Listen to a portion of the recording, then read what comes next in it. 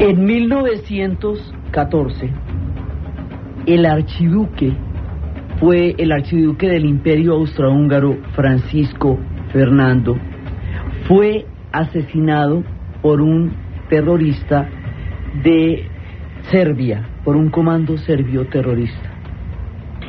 En ese momento, el Imperio Austrohúngaro declaró que había sido tal la afrenta y tal la herida a su orgullo como imperio, que eso era parte de una conspiración del Estado serbio contra Austria-Hungría, y que Serbia como Estado y como país tendrían que pagar por todo lo que había significado para ellos el asesinato del último de los Habsburgo. Con este argumento, en ese instante, Austria-Hungría atacó a Serbia. El sistema de alianzas imperante en la época hizo que inmediatamente Rusia saliera a defender a Serbia, y Rusia estaba aliada con Francia y con Inglaterra, y a su vez Austria-Hungría estaba aliada con Alemania, y estos países tenían colonias en África y en Asia, y esto desató la Primera Guerra Mundial. Ahí hubo una acción de Estado agresor que declaró que su seguridad y su orgullo nacional e histórico exigían una retaliación a otro Estado, no a un comando terrorista, no a un grupo, a una célula, sino a otro Estado. En el momento en que se presenta el 11 de septiembre, la tesis de las guerras preventivas, que había sido considerada abolida después de las dos guerras mundiales, y que, porque precisa por la peligrosidad tan grande que había tenido durante la época en que Alemania había emprendido una serie de guerras por el espacio vital, y en que Austria había emprendido una guerra por la seguridad de su imperio. Después de las dos guerras mundiales, esta tesis había quedado abolida. Inclusive el mismo Eisenhower calificó las guerras preventivas como fascismo, porque el fascismo había empezado con agresiones. Entonces resulta que se había hecho un esfuerzo gigantesco después de las dos guerras mundiales por crear de las cenizas de la ruina de 70 millones de muertos que costaron esas dos guerras mundiales un consenso internacional para evitar que los conflictos se extendieran. Ahí no se trataba ya de humanizar la guerra como se trató en la Primera Guerra Mundial, sino se trataba de evitarlas, porque se sabía que la capacidad de destrucción de las guerras, y más después de la bomba atómica, excedía lo posible, lo tolerable, lo calculable. Las guerras no eran tolerables y se trataba era de que no se dieran, no de que se hicieran pasitos, no que no se dieran. El esfuerzo por evitar guerras grandísimas es el espíritu que inspira la creación de la Organización de las Naciones Unidas después de la Segunda Guerra Mundial. El derecho al veto que tenían en ese momento Inglaterra, Francia, la Unión Soviética, Estados Unidos y en un principio China, con toda la disputa que hubo, era el reconocimiento de los países que tenían una condición, digamos, de potencia, o una condición de gran importancia internacional, porque durante la época de la Sociedad de las Naciones, cuando Estados Unidos quedó excluido de la Sociedad de las Naciones, esta no quedó debidamente representada porque uno de los países más influyentes no formaba parte de ella. Entonces el derecho al veto era una manera de decirle, mire, no se salgan, dirimamos esto, encontremos la manera de poder confluir intereses, pero mantengamos un organismo multilateral que evite agresiones unilaterales, que pueda en un momento dado actuar en el caso de que los conflictos se vayan a extender. El esfuerzo de la ONU, a pesar de las guerras tan terribles que han habido después de la Segunda Guerra Mundial, tuvo mucha influencia durante la descolonización africana y asiática, tuvo papeles de mediación importantes en conflictos, y el papel de la ONU también estuvo en intervenir en casos en que fuera necesaria la intervención porque algo demasiado grave estaba pasando. Entonces, aquí no había un principio estricto de no intervención o de intervención. Depende del caso.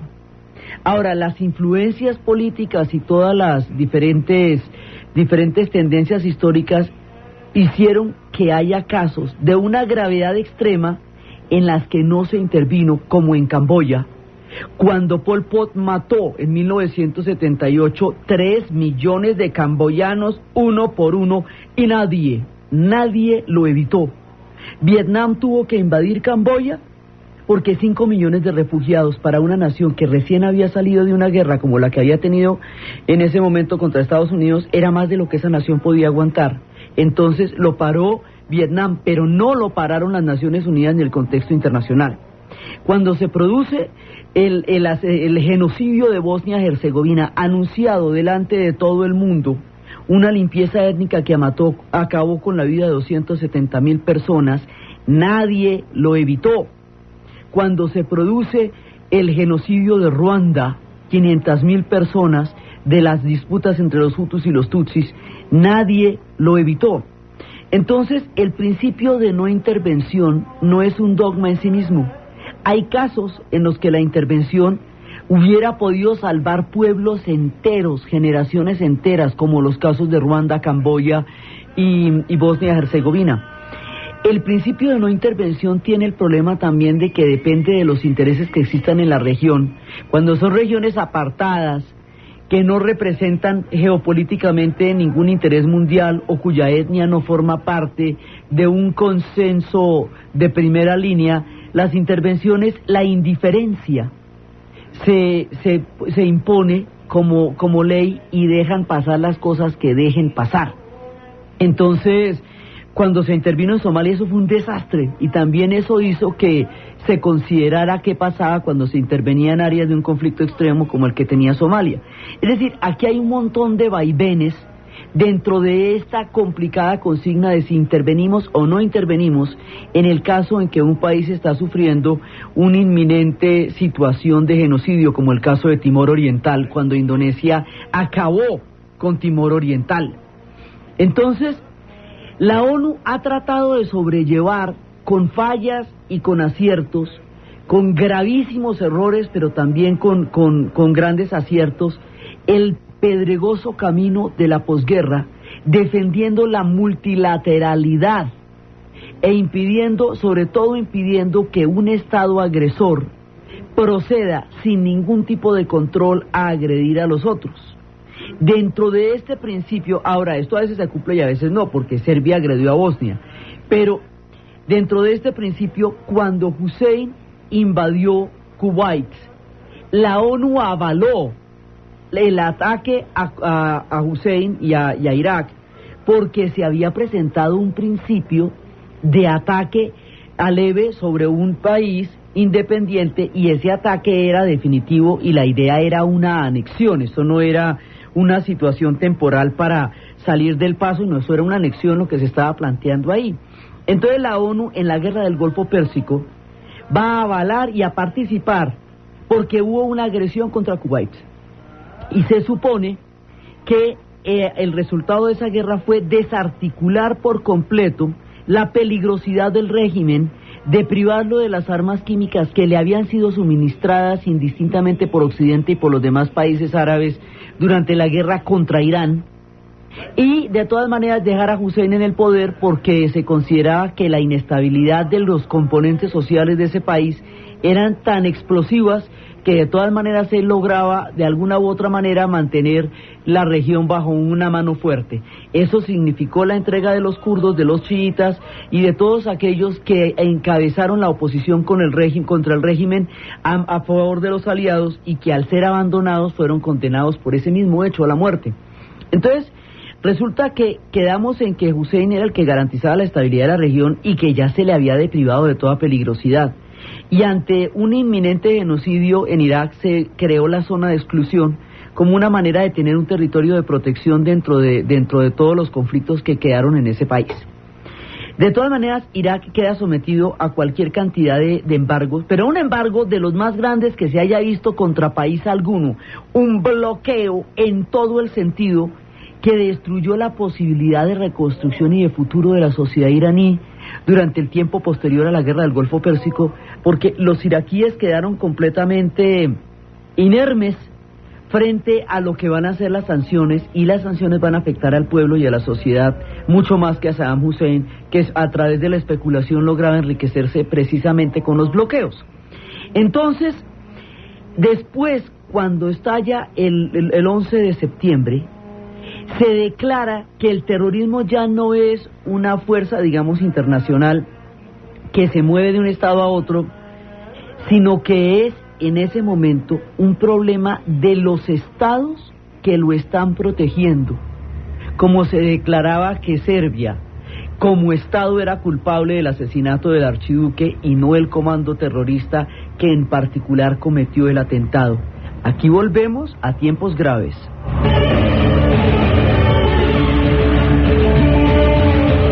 El 11 de septiembre es la coordenada geopolítica que va a alterar el curso de la situación mundial después de la caída del muro de Berlín, porque eso es lo que va a volver a los antiguos esquemas que se habían abandonado durante el siglo XX o que estaban intentando abandonarse como paradigma, porque conducían a graves y terribles consecuencias. Entonces aquí se vuelve a establecer la tesis del terrorismo como un asunto de Estado, que hay estados que patrocinan el terrorismo, y ante una afrenta como las Torres Gemelas, que es equivalente para los Estados Unidos al asesinato del último de los Habsburgo para Austria-Hungría en 1914, porque con eso terminaba la descendencia de 600 años de hegemonía de la casa Habsburgo en toda la Europa central. Las Torres Gemelas es el equivalente en el sentido de atacar el corazón de un poder y generar una herida profunda en un pueblo y en una nación en el mismo eje de su propia procedencia como potencia. Entonces ahí trasladamos el atentado, lo volvemos un problema de los estados que están apoyando a los grupos terroristas. Eso lleva al ataque a Afganistán y al derrumbe del régimen talibán, en donde había una guerra civil declarada porque una parte importantísima de la población estaba levantada en contra de los talibanes, y se va a producir una guerra, digamos, que cuenta con un soporte importante de la población y que se resuelve rápidamente, aún con conflictos muy grandes que Afganistán todavía tiene, olvidada como aún quedó después de toda esa cantidad de despliegue internacional. Después de eso, entonces esta cadena sigue y nos lleva de Afganistán a Irak. Entonces Irak, que había sido desactivado después de la guerra del Golfo Pérsico, ahora resulta reactivado súbitamente después de que se había comprobado que las armas químicas habían desaparecido y se había pactado que Hussein quedaba en el poder. Ahora resulta que las armas químicas, después de 12 años de embargo y de las sanciones más severas que haya padecido probablemente país alguno durante los últimos tiempos, entonces resulta que no, que ahora las armas químicas las volvieron a reactivar, y que Hussein entonces resulta un dictador oprobioso que amenaza la estabilidad de la región y amenaza la estabilidad del mundo occidental. Entonces no fue esa la consideración que se tuvo cuando Pol Pot realmente destruyó. De los 3 millones de camboyanos que asesinó Pol Pot, Camboya tenía 7 millones. O sea, le mató una parte significativa de la población, y en ese momento no se consideró que Pol Pot fuera una amenaza para su región ni para sí mismo cuando estaba destruyendo Vietnam de una vez.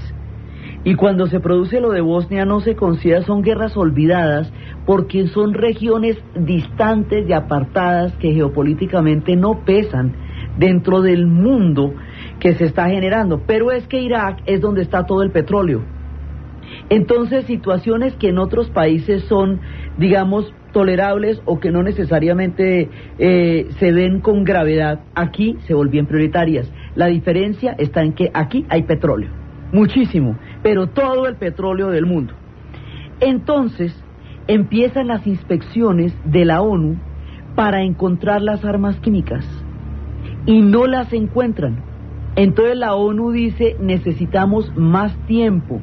La ONU pide más tiempo para encontrar las armas químicas, porque el tiempo que tuvo para las inspecciones no les da resultados concluyentes que les permita afirmar que en realidad tienen las armas químicas. Lo pidieron en todos los tonos posibles y no lo tuvieron. Hoy por hoy ese mismo tiempo se está pidiendo cuando no se concedió. Entonces los inspectores van una y otra vez. Hay una época en que Hussein no permite que los inspectores entren, las sanciones arrecian, y hay otra época en que permiten que los inspectores entren, las sanciones no ceden. Entonces hay un momento en que ellos decían, pero si da lo mismo que entren o que no entren, no nos aflojan nada, entonces pues que no entren. Entonces finalmente después, ya cuando las cosas se van complicando más y la sombra de un ataque inminente lleva a la presión por las inspecciones sobre las armas químicas, pues entonces permiten la inspección de las armas químicas y empiezan a colaborar con las inspecciones, y sin embargo no se encuentra absolutamente nada. Hay toda la diplomacia de Tariq Aziz y no se encuentra absolutamente nada. Crece la tensión, entonces empieza a tratar de buscarse un consenso internacional para llevar a una unanimidad frente al ataque contra Irak. Pero resulta que, a diferencia de la guerra del Golfo Pérsico, donde había un Estado agredido sin previo aviso, anexado con un carácter y una intención de convertirlo definitivamente en un territorio conquistado, en ese momento las Naciones Unidas y las demás potencias consideraron que la agresión ameritaba una medida que trancara e impidiera que esa agresión se fuera a cristalizar y a convertir en algo permanente. Aquí no hay ninguna agresión, no hay una agresión. La peligrosidad sobre la región no es clara, no lo era en esa época y no lo es ahora. Entonces se fue inflando. La acusación que en este momento pesa sobre Tony Blair y la acusación que en este momento pesa sobre la coalición, es que también sobre los debates que empiezan a darse en Estados Unidos, es que se exageró deliberadamente la peligrosidad y la existencia de las armas químicas para justificar el ataque. Este argumento que en este momento se está debatiendo en los parlamentos de los dos países que encabezaron la coalición aún está en pleno furor y todavía no se ha resuelto este debate. Estamos en que se está debatiendo que no existía tal peligrosidad y que esa peligrosidad se exageró para justificar un ataque. Esa táctica se utilizó muchísimo durante la Guerra Fría, cuando se exageró el poderío y la capacidad de agresión de la Unión Soviética recién terminado el conflicto, cuando la Unión Soviética estaba sobreviviendo también ella misma a una devastación gigantesca. Cuando se producen guerras preventivas, la base de la justificación del ataque es el grado de peligrosidad del otro. El otro tiene que aparecer terriblemente peligroso para que el ataque sea inevitable. Y esa fue la lógica de la Guerra Fría, y esa lógica que se había abandonado después de la caída del muro de Berlín se retoma después del 11 de septiembre y se vuelve a plantear las guerras preventivas, que era lo que la ONU había tratado de evitar. La ONU es un esfuerzo por mantener la multilateralidad y por impedir que una de las potencias o uno de los integrantes o uno de los países del mundo se desborde hacia horizontes que no puedan tener un punto de retorno. Ese es el esfuerzo de la ONU, con todas sus falencias y con todos sus problemas. Eso es lo que significa la ONU como institución en el mundo de la era después de la Segunda Guerra Mundial.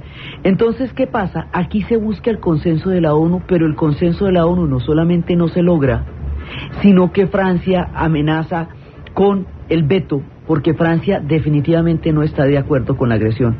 Alemania también se opone a la agresión. Rusia tiene una posición también contraria a la agresión. Entonces las potencias empiezan a tomar posiciones divergentes a los Estados Unidos, cuando las posiciones entre los Estados Unidos y Europa habían estado siempre en concordancia. Después de la Segunda Guerra Mundial, Estados Unidos y Europa conforman un bloque histórico que se sella a través de la alianza del Plan Marshall y que va a llevar a la reactivación europea y que va a llevar a un clima de concordancia y de coordinación histórica. Estados Unidos y Europa habían conformado la OTAN, y la OTAN la Organización de Países de Tratado del Atlántico Norte, se había conformado como un bloque militar que pudiera en un momento dado responder de una manera colectiva a un ataque de la Unión Soviética en tiempos de la Guerra Fría, y el equivalente de la OTAN era el Pacto de Varsovia. Al desaparecer el Pacto de Varsovia y al desaparecer la Guerra Fría, la OTAN queda en un limbo militar, porque aquello que la originaba ha desaparecido. Entonces ahora, dentro de este clima, en la ONU actuaban Estados Unidos y Europa como un solo bloque. En la OTAN actuaban Estados Unidos y Europa como un solo bloque, y esto había sido así desde la Segunda Guerra Mundial y sobre todo desde los finales. Por su lado, Europa había logrado una coalición histórica de las más complejas y difíciles de lograr, que era la Unión Europea, sobre el pacto del carbón y el acero. Cuando Alemania y Francia decidieron, bajo la inspiración de la idea de Schuman, hacer un pacto por el carbón y el acero, es decir, por Alsacia y Lorena, para evitar que hubiera guerras por esos territorios nunca más, porque una de las guerras preventivas era la que Alemania hacía por los territorios de Alsacia y Lorena, Danzig y Sarre, que habían sido arrebatados después del Tratado de Versalles. Entonces ahora, con la unión del pacto del carbón y el acero, dice: no vamos a pelear por esto nunca más, y eso va a ser el germen que va a llamar a la Unión Europea. Cuando cae el muro de Berlín, ya no hay una Europa del Este, entonces, y ya no hay dos Alemanias, sino una sola Alemania, que es la original del pacto del carbón y el acero. Entonces es posible Maastricht, y entonces es posible la Unión Europea, y la Unión Europea empieza a funcionar como una entidad autónoma como tal, con su propia moneda, que ahora funciona, que es el euro, y había tenido un nivel de consenso interior grandísimo, y era el esfuerzo más importante que se había logrado a nivel de las naciones europeas, que fueron las que vivieron las guerras mundiales. Entonces, esa Unión Europea, con todas sus características, era una unión económica, no política, era una unión económica, porque ellos saben que las divergencias entre los europeos son profundas, entonces simplemente era una unión política, no militar. Militarmente hablando, la Unión Europea funcionaba en consonancia con la OTAN. Cuando se produce el ataque, digamos, cuando empieza a hablarse del ataque a Irak, la Unión Europea por primera vez va a experimentar una fisura profunda, porque España apoya a la coalición y porque Inglaterra protagoniza la coalición. El papel protagónico de Gran Bretaña sobre la coalición y el papel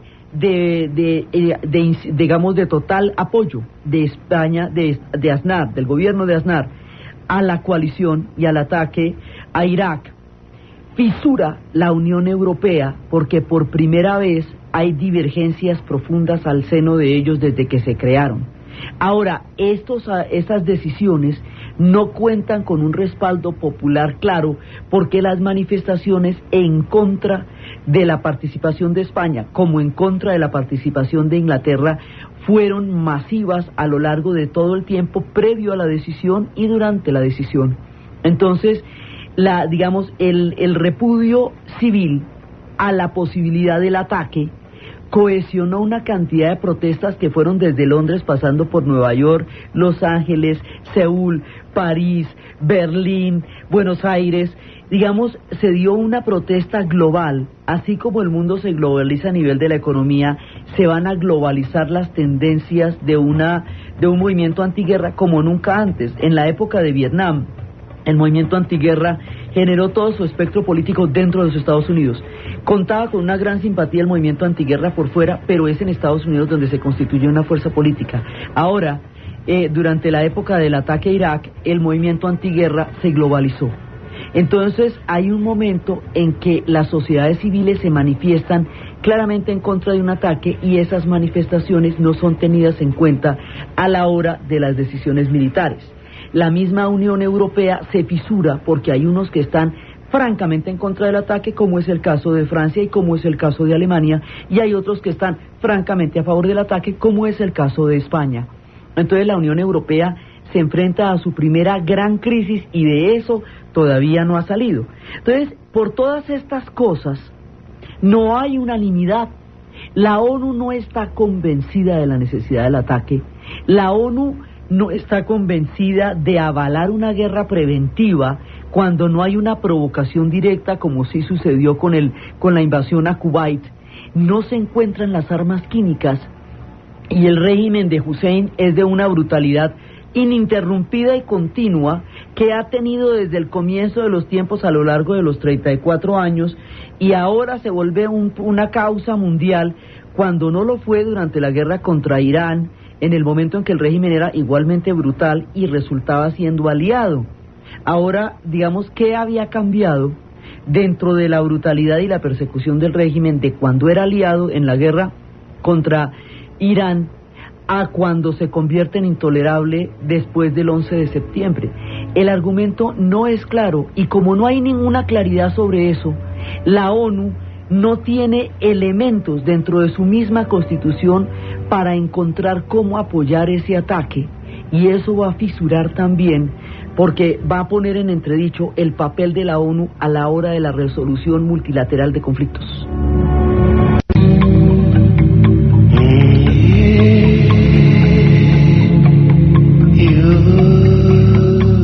El tiempo se agota. La ONU no encuentra argumentos para avalar que realmente exista con toda fuerza de evidencia las armas de destrucción masivas que hacen al régimen de Hussein una amenaza para la región del Medio Oriente, para el mundo occidental y para los Estados Unidos y para Inglaterra. No, la prueba no parece establecerse con claridad. Los vínculos de terrorismo entre el Al-Qaeda y Hussein como Estado tampoco parecen encontrarse con la claridad meridiana con la que se necesitarían para que fuera perfectamente establecido que era de allí que partían, que eran ellos quienes las alimentaban. Esos vínculos inclusive tienen bastante más cercanía con la Arabia Saudita, o la han tenido en el pasado, de lo que en realidad la tienen en ese momento con Irak. Mientras no existe la claridad de la amenaza como enemigo histórico por las armas de destrucción masiva por parte del régimen de Saddam Hussein, Corea del Norte declara que tiene las armas de destrucción masiva, que posee cuantas armas hagan falta para asustar y que está dispuesta a usarlas en el caso de que se vea amenazada, y que tomará cualquier sanción económica que se piensa imponer sobre ella como una declaración oficial de guerra y responderá en consecuencia, y llega a amenazar con lanzar armas atómicas sobre Japón o sobre Corea del Sur. Sin embargo, la peligrosidad manifiesta, evidente y probada de Corea del Norte no se toma como una amenaza contra el Medio Oriente ni contra las potencias, mientras que la todavía dudosa existencia o todavía no comprobada existencia de las armas químicas de destrucción masiva en Irak se toma como un hecho contundente por sí mismo. La ONU pide más tiempo, el tiempo se agota. Las protestas mundiales arrecian, las polarizaciones al interior de la Unión Europea se hacen cada vez más beligerantes y más divididas, más contrarias las unas a las otras, y en un clima de profundo desacuerdo, debate, incertidumbre, súplica, movilizaciones, cuestionamiento, pidiendo que haya más tiempo todavía, sin una claridad lo suficientemente contundente como para que una guerra preventiva del tamaño y de la escalada de la que habría de sucediera, en pleno contexto polémico, en el momento en que todavía las cosas están muy en veremos, cuando Fobos y Terror, que son los hijos de Marte, el dios de la destrucción ciega, ya están habitando la Tierra y desarrollando todo su poderío, en ese momento se produce la orden y la declaración del ataque a Irak. Se confirmó lo que se estaba esperando desde horas de la tarde, el ataque militar por parte de Estados Unidos.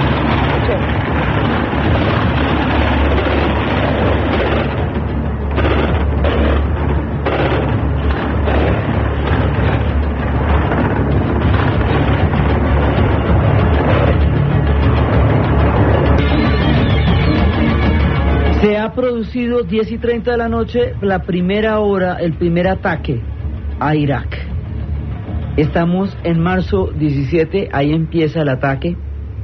Y ahora, el ataque se propondría como una cosa lo suficientemente contundente como para que rápidamente se desarticulara el régimen, es decir, como una especie de golpe de mano, pero sobre la base de que era una guerra de liberación, luego la población civil sería respetada al máximo. Entonces aquí jugamos con los conceptos de la guerra inteligente, que no iban a morir casi civiles porque el nivel de precisión de los misiles ya era una cosa totalmente milimétrica, y cuando empiezan los ataques caerían misiles sobre Siria, caerían misiles sobre Arabia, caerían misiles sobre Turquía, que eran países aliados, como en el caso de Turquía y Arabia. Entonces los cálculos de los misiles no tienen la precisión que se ha venido alegando que tenían con la guerra inteligente. La población civil está sufriendo inmensamente y ha habido ataques a casas y empiezan a perder una cantidad de gente y se supone que esa gente no debía ser atacada porque los ataques eran tan coordinados que no debían llegarles.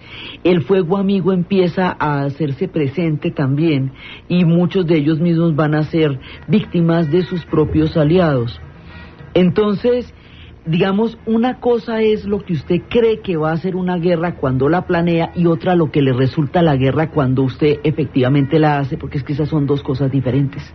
Entonces, el apoyo masivo de la población que estaba siendo oprimida por Hussein y que se esperaba fuera uno de los factores que rápidamente definiera el curso del conflicto, no se produce.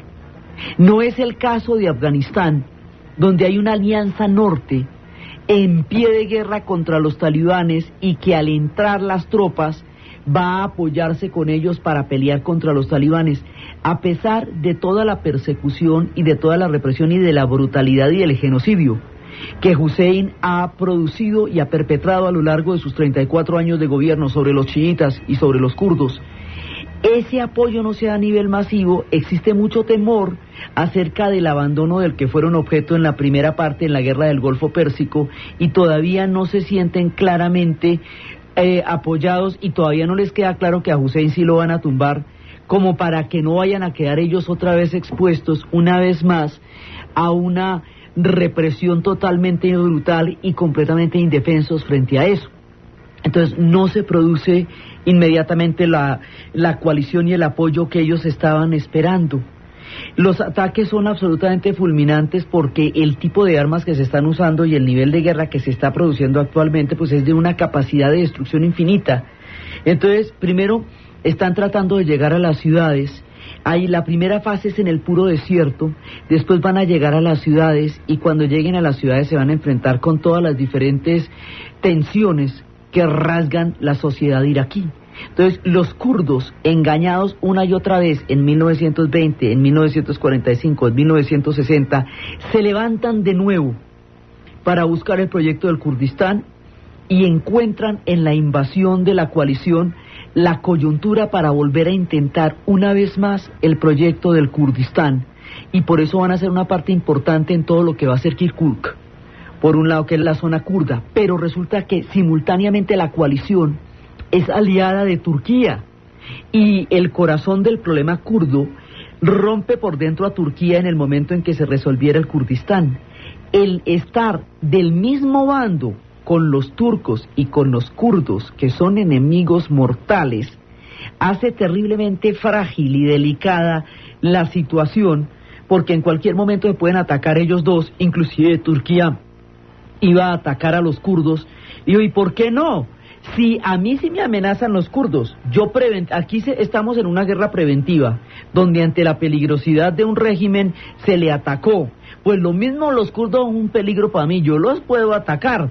Entonces Turquía, que había pedido el ingreso a la Unión Europea y lo habían tratado con cajas destempladas, ahora la necesitan para pasar las armas por encima del territorio turco, porque es que los otros límites que tiene Irak pues son Irán, y por ahí no pasa nadie, eso ya quedó claro. Si por Siria tampoco pasa nadie. Entonces, si Turquía no colaboraba solamente desde Kuwait es desde donde se podían mandar las tropas hacia Irak, pero no más. Ese es un punto pequeño con relación a los límites que hay a los otros lados. Entonces, la importancia estratégica y geográfica de Turquía se vuelve de primera línea. Y Turquía está diciendo, ahora sí ya me quieren, después de que no me dejan entrar en la Unión Europea y me hacen mala cara y todo, y ahora sí todo el mundo me necesita, pues les voy a cobrar un billete largo por poner los fierros aquí, y a ver. Entonces hay una negociación con Turquía a ver qué pasa, y de todas maneras me reservo el derecho a atacar a los kurdos si me parece que se van a poner muy peligrosos. Entonces Turquía se vuelve un aliado tan supremamente complejo que se pasan una buena parte del ataque viendo a ver dónde la ponen y qué hacen y cómo le hacen con Turquía.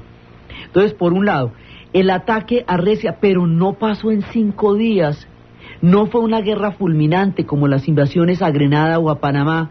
No fue una guerra en la cual se definiera en 2 o 3 días el conflicto, ni en 5 ni en 6. Esto se nos va alargando. Se nos va alargando y primero aparecían como que ya se habían tomado una cantidad de ciudades por las que todavía seguían peleando. Entonces, ¿qué hacemos? ¿Se las tomaron?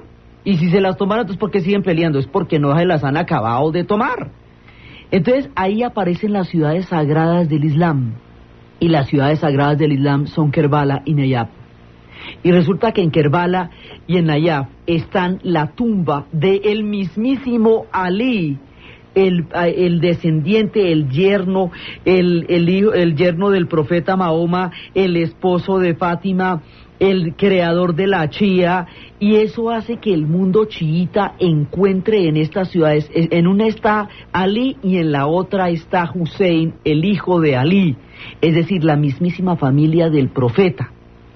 Esto ataca directamente al mundo chiita, y al atacar al mundo chiita usted directamente se está metiendo con Teherán, porque Teherán es el santuario teológico del mundo chiita por la revolución islámica iraní, que sigue ahí y sigue siendo una coordenada importantísima en todo esto. Entonces, los chiitas de Irán, con su gran tamaño de población, sé yo, 90 millones por un lado, y por el otro lado los chiitas que hay en el mundo tienen, pero es que resulta que Ali es común a los chiitas y a los sunitas también, porque ellos también creen en Ali, lo que pasa es que ellos creen en los 5 califas también, pero digamos, es muy difícil que el mundo musulmán en su conjunto no vea como un ataque a la fe islámica el que las ciudades sagradas estén en peligro de bombardeos y que las mezquitas puedan sufrir daño alguno, porque esto es como hacer una balacera en el Santo Sepulcro en las peregrinaciones de la Semana Santa. Es de ese tamaño, es como ir a bombardear el Vaticano. Son íconos fundamentales de la fe de una de las religiones con mayor cantidad de población en el mundo entero. Entonces, los ataques y las influencias sobre Nayaf y sobre Karbala afectan desde Indonesia, que tiene 200 millones de musulmanes, hasta Nigeria, porque todo el mundo que está envuelto en el Islam se le paran los pelos con pensar en que se le vaya a hacer daño a las mezquitas y que se vaya a tocar de alguna manera a Ali y a Hussein en su descanso en la morada de la fe de los chiitas y de la fe del Islam. Entonces, ahí quise despacito. Por otro lado, la UNESCO, los arqueólogos del mundo, la civilización, el derecho que tiene el planeta Tierra y la raza humana a conocer su historia como pueblo, como civilización y como origen, está en Mesopotamia. Irak es Mesopotamia. Irak es el país de los 2 ríos y queda entre el Tigris y el Éufrates. Y eso quiere decir Sumeria, Acadia y Asiria. Y eso quiere decir la muy trillada, pero indisputable e indiscutible cuna de toda civilización.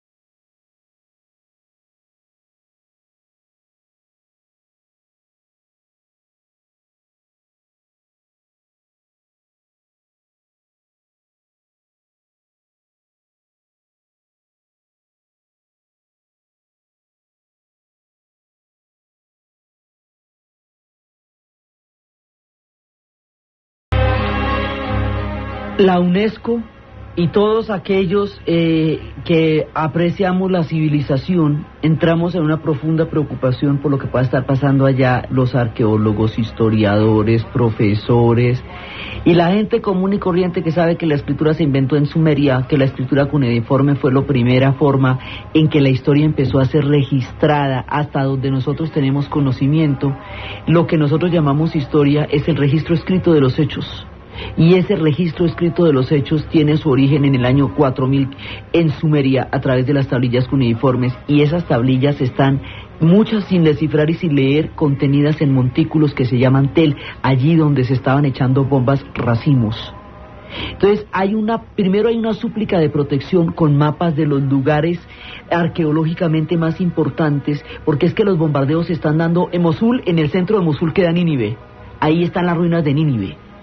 Entonces la reconstrucción de lo que se había hecho de Babilonia y de los jardines colgantes queda en el sur de Irak. Entonces usted por donde va pasando, esa es una zona tan arqueológicamente rica, donde pasaron los sumerios, los acadios, los asirios, donde estuvieron todas las culturas de la Mesopotamia, todos los imperios de la antigüedad han dejado su rastro de civilizaciones. Está todo lo que pasó por el imperio persa de esa zona, cuando cubrió esa zona, todo está ahí, entre las bombas racimos, entre los misiles Tomahawk, entre las respuestas de municiones enterradas en todas partes, en el medio de un arsenal, un polvorín, tiene la ubicación en los tesoros más importantes de la historia humana, como si estuviéramos teniendo un conflicto de estos en el Valle de Luxor, o en el templo de Abu Simbel en Egipto, de ese tamaño, o en el Partenón.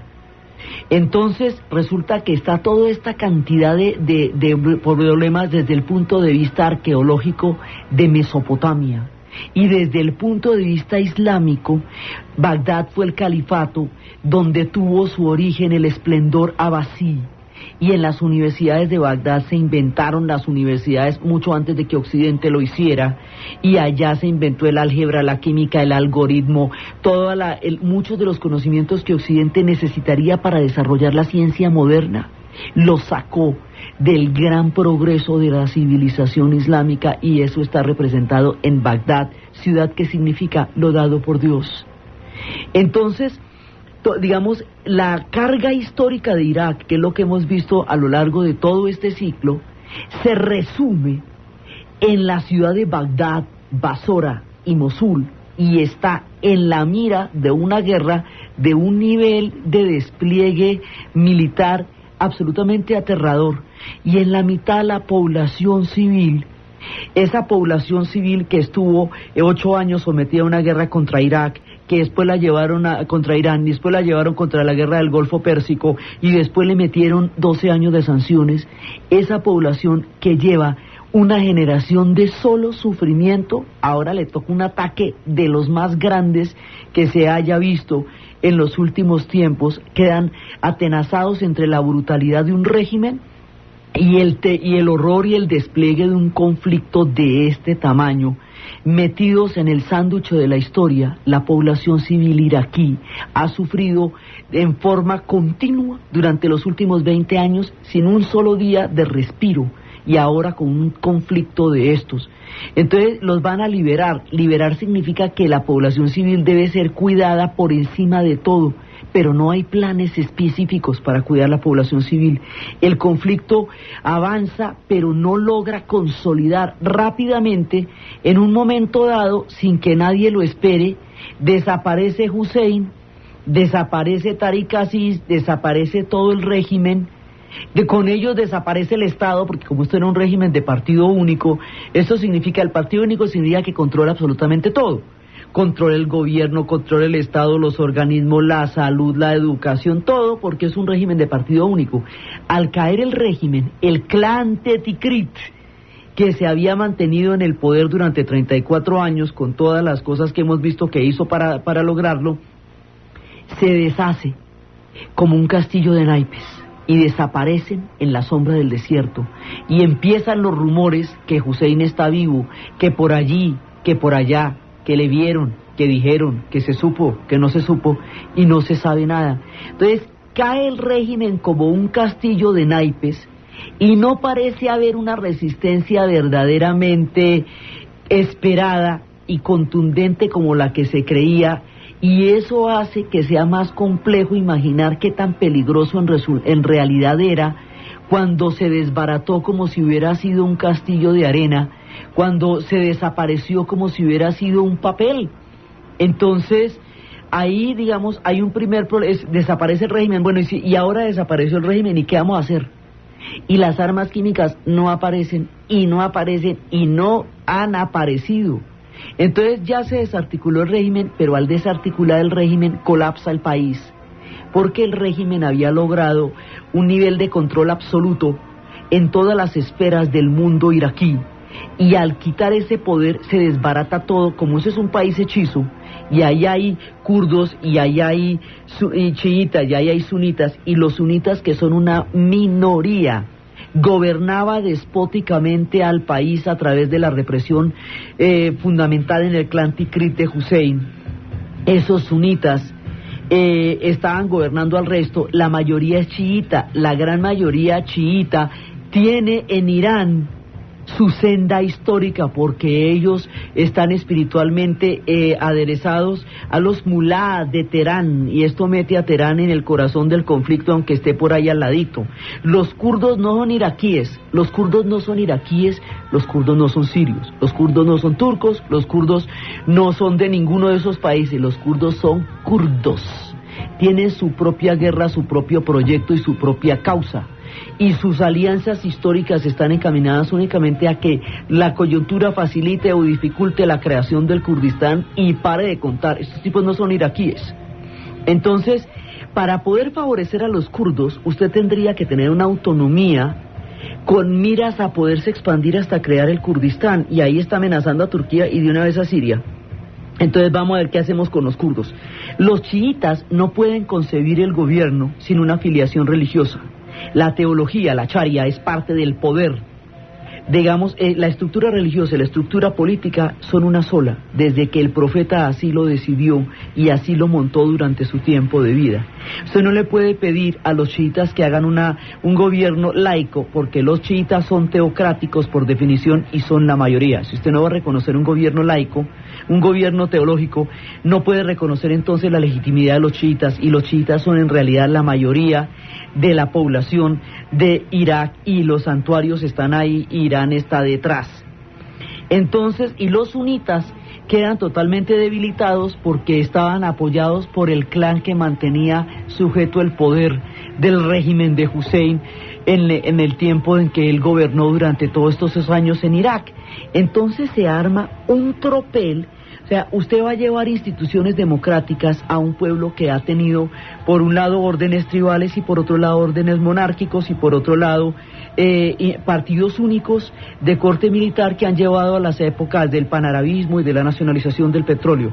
Democracia no han tenido nunca, y dentro de las estructuras del desierto, esto es totalmente desconocido para su cultura.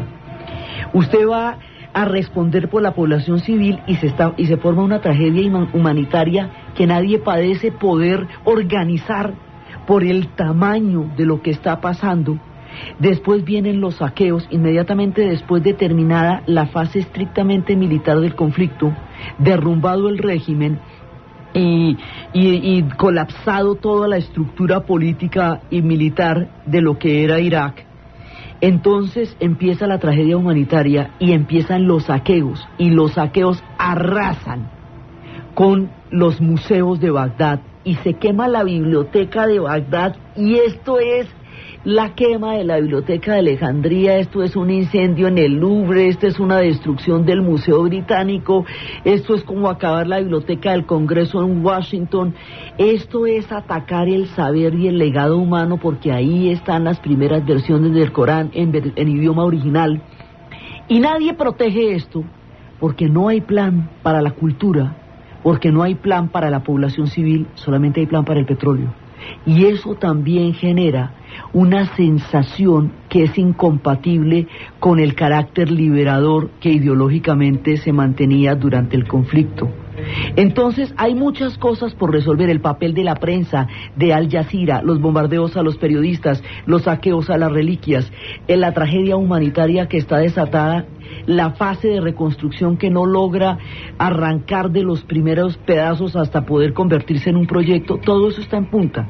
Entonces, las muchas preguntas, que es lo que más hay en este momento, la hoja de ruta, que es el resultado que este conflicto va a tener de manera directa sobre el conflicto árabe-israelí, que es la discusión de ese plan de paz que en este momento atraviesa tantas crisis, es lo que vamos a ver en el siguiente y último programa de la serie del Medio Oriente, con la cual hemos recorrido todo lo que va del año para contar la complejidad de una región donde el mundo se trenza en los más profundos conflictos entre el pasado, el presente y el futuro.